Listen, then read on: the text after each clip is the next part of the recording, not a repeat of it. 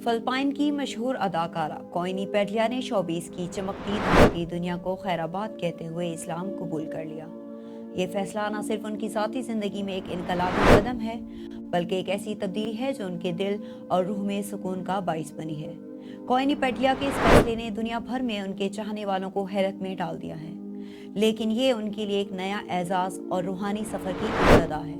Showbiz की दुनिया जहां शोहरत और दौलत के पीछे एक न ख़त्म होने वाली दौड़ लगी रहती है, उसे छोड़कर इस्लाम की तालीमात को अपनाना एक मजबूत इरादे और गहरे गौर व फिक्र का नतीजा है।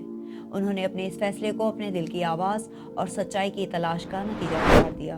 उनका ये कदम उन तमाम लोगों के लिए एक पैगाम है जो ज़िंदगी में सुकून और मकसद की तलाश में हैं। हिदायत की रोशनी हर दिल के लिए दस्तयाब है, बशर्तिया हम उस रोशनी को अपनाने की जुस्तजू करें।